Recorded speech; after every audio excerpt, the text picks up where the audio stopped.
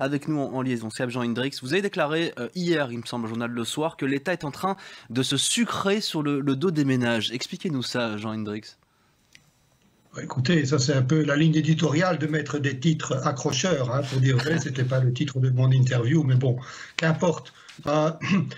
L'objet de mon intervention est la suivante. C'est qu'en fait, on a un peu une anomalie à l'heure actuelle au niveau belge. L'anomalie, c'est que l'on a une TVA qui est une taxe sur un prix. Le prix de l'énergie ici en l'occurrence, si on parle de la TVA sur le gaz et l'électricité pour les ménages, et que ces prix ont concrètement augmenté de l'ordre de 16 à 18% pour ce qui concerne l'électricité durant l'année écoulée, et près de 40% pour ce qui concerne le gaz. Alors on est en période hivernale, les gens ont peu de possibilités d'ajuster en quelque sorte leur consommation suite à une hausse aussi brutale des prix, non anticipée. Et donc, ce que l'on fait aujourd'hui, et ce que l'État fait, c'est d'imposer une taxe qui vient aggraver cette situation de la flambée des prix. Elle vient aggraver parce que si vous avez une taxe de 21% sur des prix qui sont en hausse de l'ordre de 20 à 40% respectivement pour l'électricité et le gaz, eh bien, ça vous fait concrètement un versement de TVA qui augmente proportionnellement, donc de 20 à 40%. Donc, on ne comprend pas très bien dans la mesure pour laquelle on devrait taxer plus les ménages au moment où ils sont soumis, et c'est en particulier ceux qui sont soumis à cette hausse des prix de l'énergie. Et en particulier, c'est ce qu'une étude qui va prochainement être publiée dans la revue Regard économique démontrera, c'est que ce sont principalement les ménages précaires, donc les 25% les plus pauvres, qui sont les plus impactés par cette hausse des prix, parce que pour des raisons très simples, en fait, ils n'ont pas recours à l'autoproduction, les énergies renouvelables, ils n'ont pas des maisons passives, ils n'ont pas un électroménager peu énergivore,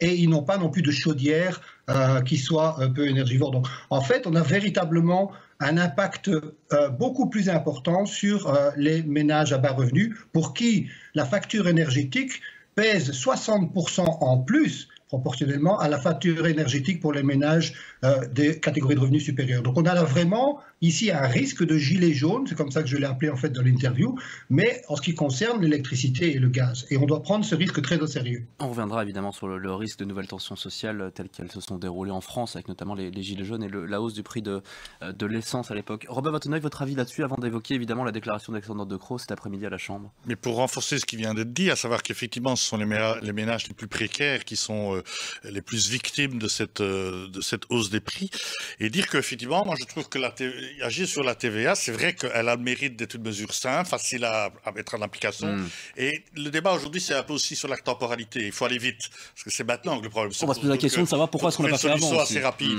Moi je préférerais une solution qui serait, qui combinerait à la fois les revenus des gens.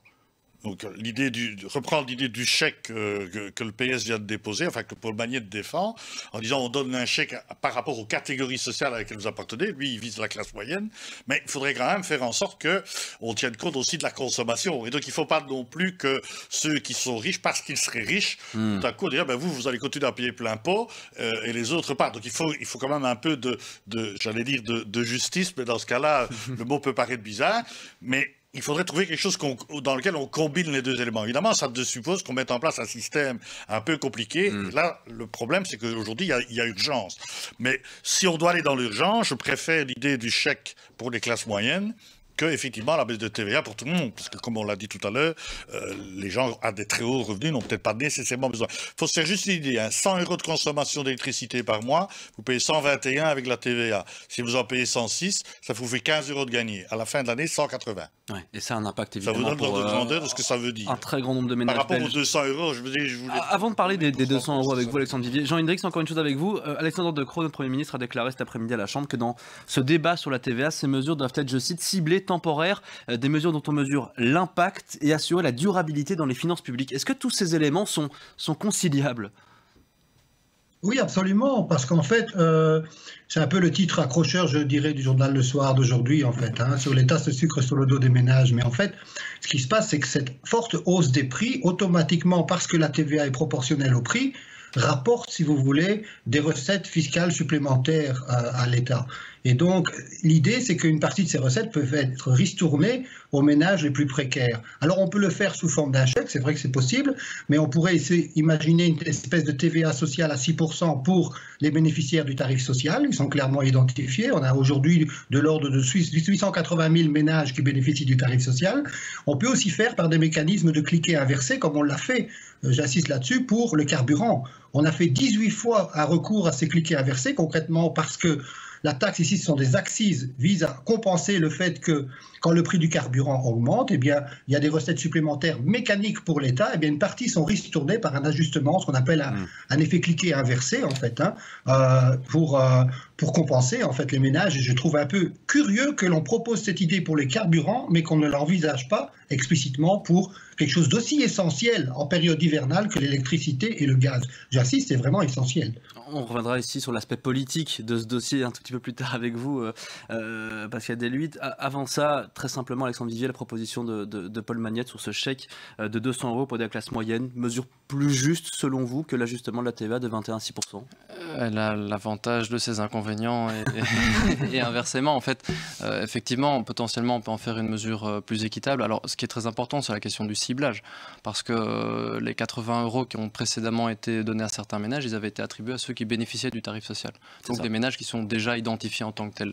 La classe moyenne, je pense qu'il y a déjà eu même des débats politiques. Là, je laisserai Pascal Deluit s'exprimer sur la définition même de la classe moyenne. Donc, il faudra encore définir qui c'est. Et puis, a-t-on vraiment envie que chaque fournisseur d'énergie connaisse la classe sociale à laquelle appartient chacun de ses clients? C'est aussi une question qu'on peut se poser. Par contre, le chèque en tant que tel a l'avantage de la simplicité. On peut adapter le montant en fonction de ce qui semble nécessaire eu égard aux enjeux, mais aussi à l'enveloppe que le gouvernement souhaite mettre sur la table. Et je pense que la question, c'est surtout celle des moyens. Aujourd'hui, il y a effectivement des moyens nouveaux qui sont générés par la TVA et la hausse des prix.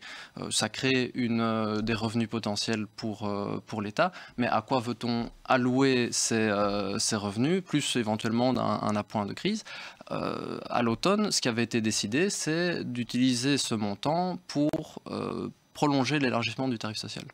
Et donc c'est une mesure qui a été décidée ici jusqu'à la fin de l'hiver. Mais qu'est-ce qui va se passer après? Puisque initialement en automne, on pensait être parti pour disons une crise ponctuelle qui allait durer l'hiver. Il fallait un peu s'accrocher et puis on allait en sortir. Ici, j'ai pas de boule de cristal, mais si on regarde les projections, on voit qu'on en a au minimum jusqu'à la sortie de l'hiver prochain, donc en 2023. Et donc, on rentre dans quelque chose d'un petit peu plus structurel qui va peut-être nécessiter de prolonger certaines mesures, par exemple cet élargissement du tarif social. On vous a reçu il y a quelques mois maintenant sur ce plateau, Alexandre Vivier, pour plus ou moins parler du même sujet, mais si on avait pris un peu plus de distance pour parler évidemment de la géopolitique de l'énergie, puisque ça a un impact évidemment sur le prix des ménages belges, est-ce qu'on n'a pas pu agir avant ? Clairement, j'ai l'impression qu'on attend souvent qu'il y ait une situation de crise pour se remettre à en discuter. Bon, il y a des mesures qui avaient été annoncées à l'époque et qui sont rentrées justement en action ici en janvier. La transformation en accises de certaines surcharges, la prolongation on agit du tarif social. Suffisamment concrètement, on va dire qu'aujourd'hui, là, on est un peu le dos au mur. Là où il y a quelques mois, on se pose encore la question de savoir vers où ça allait évoluer. On n'a pas le choix et il faut se rendre compte qu'on ne gère pas une vague énergétique de la même manière qu'on gère une vague Covid. Donc généralement, avec le Covid, on attend la dernière minute pour vraiment agir. Le problème avec l'énergie et le climat, c'est qu'on est sur des temps plus longs. Quand on veut lancer une vague de rénovation énergétique plutôt, eh bien, ça prend du temps. Il faut aussi du temps pour que les effets se matérialisent.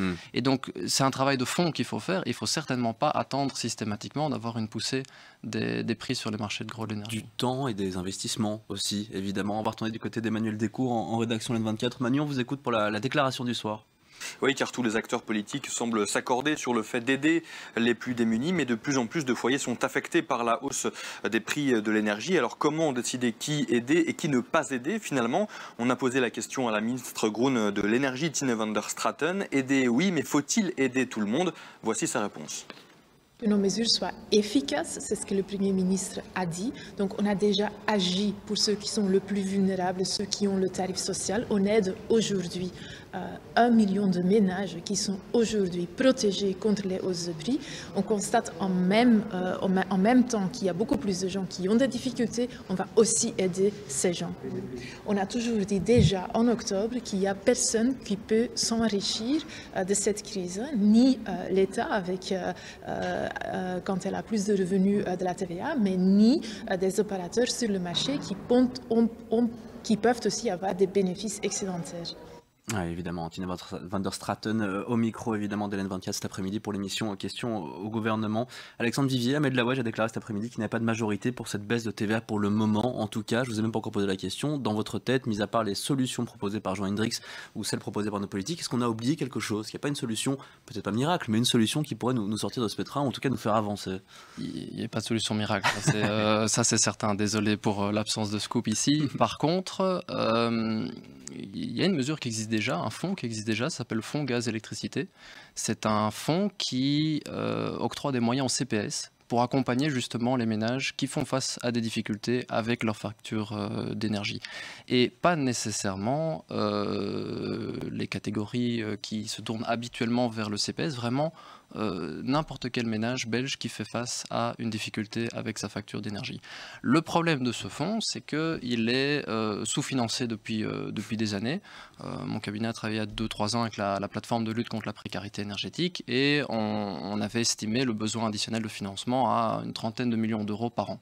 Il y a quelques millions qui ont été trouvés pour ce fonds, mais il reste des besoins importants et c'était avant l'augmentation actuelle des prix de l'énergie. Alors je pense qu'aussi à l'automne, le gouvernement fédéral a débloqué 16 millions, si je me souviens bien, pour financer donc davantage ce fonds. Mais je crois que là, il y a matière à renforcer davantage. Justement parce que, comme il n'y a aucune solution parfaite, aucune solution miracle, il y aura toujours des ménages qui passeront à travers les mailles du filet et qui auront besoin d'aide. Et ce fonds gaz et électricité, il est là justement pour venir en aide à ces ménages-là à ce moment-là. Donc je pense que ça doit être la priorité numéro 1 en termes de mesures ciblées qui va permettre d'aider. Mais c'est du curatif, c'est-à-dire une fois que ces ménages ont vraiment rencontré des difficultés. Oui, c'est sur l'après-coup. Il faut définir les missions du fonds, parce que pour l'instant, effectivement, c'est du curatif. Hein, c'est la question des ménages endettés, les compteurs à budget et compagnie. Mais, donc, mais c'est vrai que c'est une bonne idée qu'on pourrait utiliser ce fonds, mais alors il faudrait lui changer son utilisé. Enfin, ou en tout cas lui ajouter un champ d'activité. Le cadre légal aujourd'hui permettrait déjà au CPS d'apporter une aide suffisante aux ménages qui s'adresseraient justement à leur CPS. Eh ben, on en parlera évidemment de ces CPS et de la modification du public qui s'y rend évidemment en ce temps de crise énergétique d'ici quelques instants avec Emmanuel Descours. Mais avant ça, Jean Hendricks, vous vouliez réagir justement à ce qui a été dit? Oui, parce qu'en fait, je pense qu'il faut être attentif à la lourdeur administrative et à l'urgence. Donc pour l'instant, il n'y a peut-être pas encore urgence parce que les gens sont protégés primo par des contrats fixes qui vont pour la plupart arriver à échéance en 2022 et ils vont recevoir en pleine figure cette hausse de la facture. Et deuxièmement, parce qu'ils paient, si vous voulez, des avances sur leur facture d'électricité et ils vont avoir la facture de régularisation en 2022. C'est là que le problème va se poser. Alors le fonds existant, c'est 16 millions. On est à la moitié de ce qui est nécessaire. Mais en plus, ces 30 millions qui ont été calculés, c'est sur base des prix qui étaient plus faibles que ceux qui sont aujourd'hui. Je rappelle qu'on a 40% de hausse du prix du gaz et on a 16% de hausse du prix de l'électricité et ce n'est pas prêt de s'arrêter. Et donc, l'intérêt d'une baisse de la TVA notamment, c'est qu'elle est mécanique. Il n'a pas besoin de faire une demande, contrairement à aller chez un CPAS ou de solliciter un chèque ou une aide particulière. Et je crains qu'on perde beaucoup de temps avec toutes ces procédures, on alourdisse le travail des CPAS qui est déjà très lourd et qu'on rate une partie de la population qui n'ose pas aller au CPS tout simplement. Voilà. En parlant du CPS, vous l'avez dit tout à l'heure Alexandre Vivier, 16 millions d'euros c'est le montant de l'apport au fonds d'énergie apporté donc il y a quelques mois. On remarque un public différent qui se rend au CPS. Jean Hendricks, on pourrait voir une partie de la classe moyenne qui se rend à présent au CPS se retrouver dans la classe des ménages précarisés à cause justement de cette hausse des prix. C'est une possibilité? Ah oui, absolument. Et il y a une gêne pour cette classe, de cette catégorie de la population de se rendre au CPS, vous comprenez? Il y a une espèce de honte presque de faire ça. Et donc on risque finalement d'avoir des gens qui ont un grand besoin qui ne vont pas faire la démarche. Tandis qu'avec la TVA, vous pouvez directement intervenir de manière proportionnée à la consommation d'électricité, puisque la TVA est aussi proportionnelle à la quantité consommée de mégawatts. Oui, et puis CPS estime que ce fonds ne sera déjà bientôt plus suffisant. Pour terminer là-dessus, Alexandre Vivier. Simplement, effectivement, il y a des points sur lesquels je suis tout à fait d'accord. Maintenant, je pense qu'il faut aussi travailler sur les ordres de grandeur et bien regarder ce dont on parle. La baisse de la TVA de 21 à 6%, c'est les 770 millions évoqués, c'est uniquement pour l'électricité. Aujourd'hui, on a besoin d'électricité, on a aussi besoin de gaz. Et ici, on parle de quelques dizaines de millions d'euros. Donc, ça permet d'avoir aussi quand même une action très ciblée sur ceux qui en ont le plus besoin, et je pense que l'efficacité de l'argent qui sera mis sur la table sera une notion extrêmement importante. Une dernière chose avec vous, Alexandre Vivier, vous étiez venu, donc je l'ai dit il y a quelques mois, avec un Luc Hénard qui avait sorti une phrase qui avait été relayée sur les réseaux sociaux. Il avait dit à demi-mot que l'idée d'un prix haut pour l'énergie pourrait in fine forcer les ménages à consommer moins ou à consommer autrement. Est-ce que cette affirmation, est-ce que vous la validez, mais est-ce qu'elle a du sens ? À court terme, malheureusement, non, parce que c'est très difficile pour les ménages d'ajuster à court terme leur consommation d'énergie. On peut évidemment investir dans l'efficacité énergétique, mais il faut ça coûte de l'argent. Ça coûte de l'argent. Il faut aussi trouver les entrepreneurs pour le faire. Donc, ça prend quand même un certain temps. Par contre, évidemment, à moyen et à long terme, si l'idée s'installe d'une énergie chère, ça a un impact sur les comportements. Mais de nouveau, il faut faire la distinction entre les ménages qui peuvent réellement agir sur leur situation et ceux qui sont tout à fait tributaires, ne fût-ce que de leur propriétaire. Donc ça jouera un grand rôle, mais il faut absolument travailler sur cette direction du prix. Et puis il faut aussi anticiper la suite. Je sais que c'est difficile pour l'instant, en plein milieu de la tempête. Entre le Covid et la hausse des prix. Il y a quand même un moment où normalement ces prix doivent redescendre vers des niveaux historiquement plus comparables. Mais on est aussi dans une démarche de transition énergétique. On a un système de quotas de carbone dont les prix augmentent progressivement. Il faut penser à une transition, à ce qu'on appelle un tax shift, donc une transition de la charge qui aujourd'hui pèse beaucoup sur l'électricité, qui devrait l'être davantage sur le gaz par exemple, qui est plus polluant. Mais donc je pense que ce sont tous des débats qui valent la peine d'avoir lieu maintenant, puisque justement on est dans une situation exceptionnelle, et faisons en sorte que l'atterrissage après soit un atterrissage relativement définitif et qu'on ne doive pas encore de nouveau procéder à des ajustements. C'est une très belle fin de débat, pour donner un petit peu une dose d'optimisme à ceux qui nous regardent et qui s'inquiètent évidemment de voir leur facture d'électricité complètement augmenter. Merci beaucoup Alexandre Vivier, merci aussi à Jean Hendrix qui nous a fait le plaisir d'être avec nous.